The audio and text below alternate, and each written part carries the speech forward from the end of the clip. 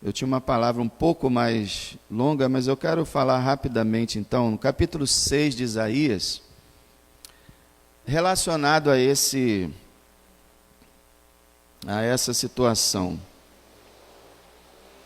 Eu sei que muitas pessoas sentem dificuldade de aceitar certas ofertas de trabalho, de cargos na igreja, ou até de ajuda, e muitas pessoas, não sei qual seja a razão, têm dificuldade de aceitar. Mas Isaías capítulo 6, verso 8,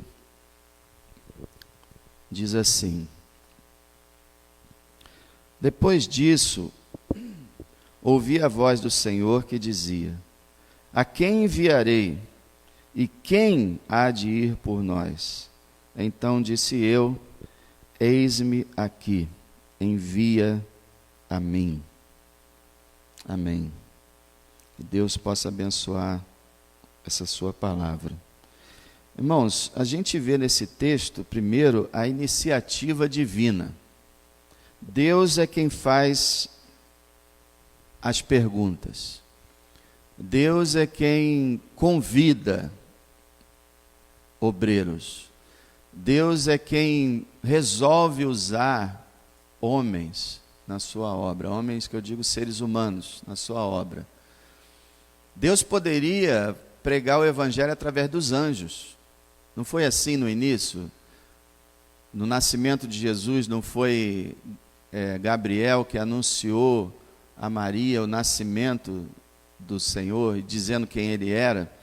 No dia que ele nasceu, não foram os anjos que apareceram aos pastores e pregaram o evangelho, porque disseram que havia nascido ali aquele que era o Cristo, o Senhor e o Salvador? Então os anjos não anunciaram. Deus poderia ter decidido falar ou pessoalmente, como ele falou em certas ocasiões, audivelmente ele falou do céu.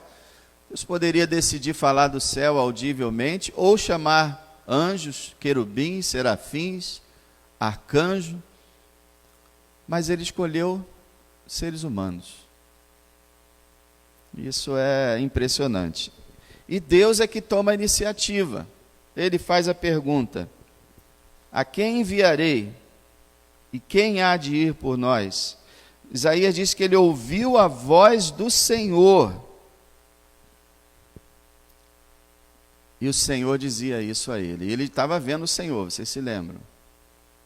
Ele viu o Senhor e ouviu o Senhor. E o Senhor lançou essas perguntas. Não que ele não soubesse quem iria, mas ele estava lançando esses questionamentos para obter a resposta de Isaías. Então ele fala duas vezes: quem? Quem? Duas vezes ele usa esse pronome. Quem eu vou enviar? Quem vai? E nós temos essa realidade que o Senhor Jesus trouxe. Grande é a seara e poucos os ceifeiros. E a verdade sempre foi essa. São quase 8 bilhões de seres humanos na Terra para uns poucos milhares de semeadores. Então são poucos. E o Senhor Jesus sofria com isso. E ele disse ao seu povo, aos seus discípulos: roguem ao Senhor da seara para que envie ceifeiros para a sua seara. Essa palavra é um pouco misteriosa, porque a gente pensa assim: mas não é ele que envia? Ele não é soberano? Então para que a gente tem que pedir a ele para enviar? Ele não vai enviar mesmo? Ele é soberano, é ele que envia, ele vai enviar mesmo, mas ele quer que a gente participe desse envio em oração. Ele quer que a gente ore: Senhor, envia ceifeiros para a tua seara. E a verdade é que muitas vezes a gente nem pensa na seara, nem pensa naqueles que precisam, e nem oram por isso, não oram por nada disso. Deixam isso é trabalho de Deus, e deixa com ele. Só que Deus, ele quer compartilhar esse trabalho com a gente. E aí o filho dele falou: orem para que ele envie. E agora ele fala assim, quem vai? A gente vê também que é uma coisa voluntária, ele não obriga. A gente sabe que quando Deus chama alguém para ser especificamente um pregador ou um pastor, ele pressiona a pessoa de certa forma. Mas a pessoa vai porque quer. Em suma, mesmo o Senhor colocando esse fardo e colocando esse peso e tornando esse chamado irresistível, mas mesmo assim a pessoa vai pela vontade dela. Ela pode simplesmente dizer, não vou. Mas ela vai. Então é voluntário. Quem vai? Quem vai? E o interessante, ele fala, quem há de ir por nós? E muita gente fala, não, é porque ele está falando com os anjos, ele está falando na sua corte celestial. Mas isso é meio estranho, porque a obra do Senhor é feita no nome dele, não de anjos. Não da corte celestial, o nome dele. Então, quando ele fala quem há de ir por nós, ele está falando ele, Deus, e ele está falando nós, porque nós sabemos que esse único Deus, ele subsiste em 3 pessoas. Então, o Pai está falando ao Filho e ao Espírito Santo. Quem vai por nós? Então, aqui tem a trindade aqui subentendida. Então, a iniciativa é de Deus. E qual a resposta humana? Bom, a resposta humana é a única resposta razoável ao chamado de Deus é sim. Olha lá o que Isaías faz. Então disse eu, no final do verso 8, eis-me aqui, envia a mim. Abraão gostava de falar, eis-me aqui. Todo servo de Deus gostava quando Deus falava com ele, eis-me aqui, Senhor. Quer dizer, estou pronto, eu estou aqui. Me envia. E é bacana como Isaías é diferente de Jeremias ou de Ezequiel, que relutaram em aceitar o convite do Senhor. Jeremias disse, eu sou muito novo, eu sou uma criança, não posso ir. E o Senhor falou, você vai, eu vou colocar minhas palavras na tua boca. E Ezequiel diz a palavra que Deus falava com ele assim, põe-te em pé e falarei contigo. E Ezequiel ficava lá no meio do cativeiro, não querendo ficar de pé, e diz Ezequiel que Deus colocava o espírito nele e o fazia ficar de pé. E ele ainda escreve assim, e eu me fui na minha amargura de espírito. Quer dizer, Ezequiel foi aborrecido. Jeremias foi duvidoso. Moisés, lembra de Moisés? Não, eu não. Moisés não queria ir de jeito nenhum. Nós temos um aqui que diz, estou aqui. Eu quero ir, Senhor. Envia a mim. E aí a gente vai ver as motivações que levam um servo a dizer, eu vou. O que levou Isaías a dizer, eu vou? Pode me enviar. O que pode levar você a dizer sim, quando Deus lhe chama? E olha, irmão, não se engane com isso. Isaías teve uma visão de Deus e ouviu a voz de Deus, mas você não tem nenhuma visão de Deus, não ouviu a voz de Deus, mas quando alguém chegou na igreja e falou assim, irmão, você pode vir amanhã para ajudar a pintar as janelas da igreja? Foi Deus que chamou você. E nós estamos com a janela por pintar até hoje. Temos o material e eu não tenho mais chamado, por quê? Porque estavam reclamando. A gente precisava de alguns sábados para conseguir terminar. Quando a gente estava quase terminando, já estava a gente, não, todo sábado não, e família reclamando. É o Senhor que nos chama para a obra, e qualquer obra é importante, até varrer, até passar um pano, limpar a obra da zeladoria, a obra da construção, qualquer obra na igreja, a obra do ensino, a obra de intercessão, de oração, a obra nos departamentos, qualquer obra, o Senhor está chamando. Eu só vou se Ele me chamar para ser pregador. Não, você deve ir sempre. A voz de Deus, hoje, Ele fala através do seu povo. Então, quando tem, por exemplo, um irmão chegando, irmão, nós vamos fazer um evangelismo amanhã, quem pode ir, quem estará comigo? É Deus que está chamando. A gente tem mania de tudo, por exemplo, o pastor está pregando, é o pastor que está falando. Não, é Deus que está falando. E Deus, Ele salvou o seu povo, irmão, não só para a gente, não para a gente ficar curtindo na nossa rede, tranquilo, sem fazer nada na obra. Ele deu para cada um uma tarefa, um dom. E Ele quer que cada um trabalhe na sua obra. Então vamos às razões, rapidamente, porque Isaías disse sim e porque eu tenho que dizer sim e você tem que dizer sim. Primeiro, Isaías falando consigo mesmo. Imagina assim, quando começou a soar a voz de Deus: quem enviarei? Quem há de ir por nós? Quem? E Isaías deve, numa fração de segundos, ele deve ter raciocinado e tomado a sua decisão. Por quê? Primeiro, Isaías considerou: ele é tão grande, esse que está me chamando é tão grande. Ele tinha acabado de ter uma visão de Deus, num alto e sublime trono. O manto dele enchia o templo, os umbrais das portas do templo tremiam, e os anjos ao redor o homenageavam, o adoravam e cantavam e falavam: Santo, Santo, Santo é o Senhor dos exércitos.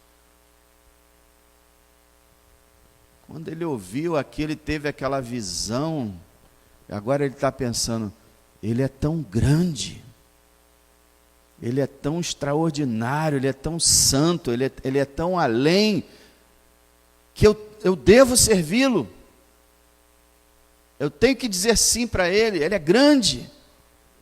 Primeira razão. Segunda, que ele deve ter pensado: ele me salvou. Porque se vocês lerem o texto, vocês vão descobrir que quando Isaías tem essa visão de Deus, a primeira coisa que ele diz: ai de mim, que vou perecendo. No original quer dizer que estou me dissolvendo aqui. Ai de mim, que eu vou acabar aqui mesmo, porque eu sou um homem impuro de lábios, que habito num povo de impuros lábios. Eu sou impuro, eu sou pecador. Ele chegou a esse quebrantamento, essa convicção. E aí o Senhor, diz o texto, que ele mandou que um anjo pegasse uma brasa e tocasse nos lábios de Isaías. E aí ele disse: olha, perdoado foi o teu pecado, purificado. Ele foi salvo naquele momento, naquele exato momento. Então ele diz: o quê? Esse Deus tão grande que olhou para mim, um miserável pecador, um inseto asqueroso, esse Deus tão grande que me deu a oportunidade, que perdoou todos os meus pecados, que salvou a minha alma, claro que eu vou. Claro que eu vou, ele me salvou. É isso que leva uma pessoa a dizer: eu vou sim. Ah, tem que fazer não sei o quê? Sim. Amanhã tem que? Sim. Tem reunião Sim. Tem confraternização? Sim. Tem oração? Sim. Tem culto domingo 2 vezes? Sim. Tem culto quarta-feira? Sim. Sim. A vida toda sim para ele. Nunca não. Mas é o que a gente ouve de certos cristãos que foram lavados pelo sangue. Como dizer não para aquele que nos salvou? Ah, mas eu não posso. Isaías não pensou nisso. Ah, eu não vou conseguir. Ah, não dá para mim, vai atrapalhar isso, vai atrapalhar aquilo. Ele não pensou em nada disso. A partir daquele momento, Isaías está renunciando à vida dele. Acabou, Isaías. Agora eu sou um profeta de Deus que vai dar sua vida. Segundo a tradição judaica, Isaías foi cerrado ao meio. Manassés teria mandado cerrar Isaías ao meio. E foi isso que deve ter acontecido. E ele deu sua vida para o Senhor. Ele me salvou. A gratidão, o amor faz a gente ir.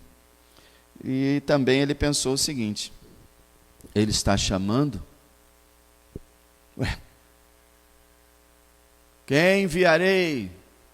Quem há de ir por nós? É o Senhor que está chamando. Quando a gente era criança, no tempo que havia alguma educação nesse país, nesse mundo, nossos pais chamavam, a gente ia correndo. Respeitávamos a autoridade deles. Hoje, o Criador do universo está chamando e a gente diz, não. Como? Isaías pensou, ele está chamando o que está sentado no alto e sublime trono. Ele está chamando. Deus está chamando. Eu vou dizer não? Paulo disse assim, ai de mim se eu não pregar o evangelho. Deus está chamando. E a última razão que a gente pode colocar é a seguinte: Isaías estava perecendo e foi salvo.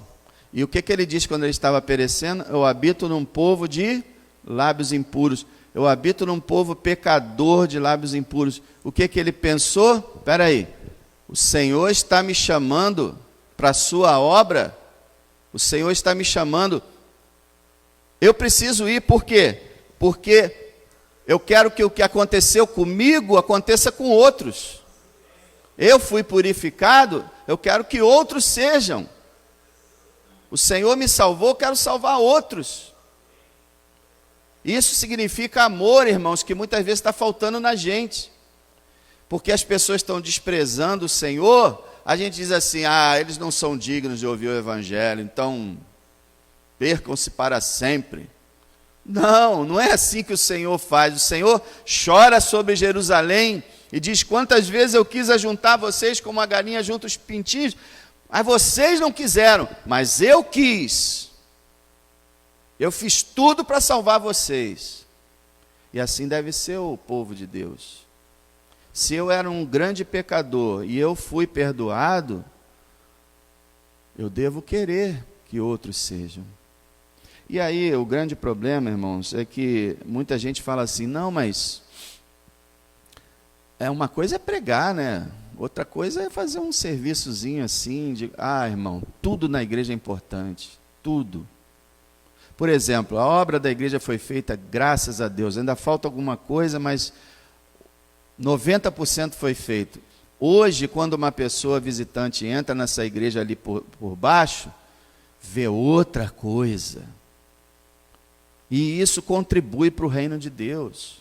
Se tem água para beber na igreja, contribui. Se o ar-condicionado liga, se a janela consegue fechar, se o chão está limpo, tudo isso contribui. Se a gente se veste com decência, se a gente vem adorar com vontade, tudo que a gente faz, se os irmãos recolhem os dízimos e oferta e controlam tudo isso, e pagam as dívidas e faz tudo que tem, tudo contribui. Se o irmão ensina na IBD, se o irmão aprende na IBD, tudo, a sua presença, irmão, contribui para o crescimento desse lugar e do povo que habita nesse lugar, com isso, trazendo glória para Deus e salvação para o perdido. Então a gente tem que pensar, irmão, olha só, outras pessoas estão morrendo e a gente vai ficar parado. Nosso Deus é tão grande e a gente não vai ouvir. Ele está chamando, Ele nos salvou e a gente vai ficar sossegado no nosso canto. Não, a gente tem que fazer alguma coisa, irmão. E eu digo até o seguinte, principalmente não é dentro não é no ato do culto que a gente tem que fazer alguma coisa, mas é principalmente na nossa casa, nossa família, nosso trabalho, escola, onde nós estivermos. Sermos a igreja em toda parte. Eis-me aqui, envia a mim. Uma boa oração que você pode fazer, irmão, é essa: Senhor, estou aqui. A oração que Paulo fez quando viu Jesus: que queres que eu faça? Senhor, estou aqui. O que o Senhor quer que eu faça? Eu quero fazer alguma coisa para o Senhor. Me dá alguma coisa para fazer, Senhor. Eu quero fazer alguma coisa para o Senhor. O que o Senhor quer que eu faça? Sejamos todos como Isaías, irmãos, mesmo que pareça que nosso serviço seja inútil. Isaías pregou, e a cidade foi destruída. Jeremias também pregou, e a cidade foi destruída.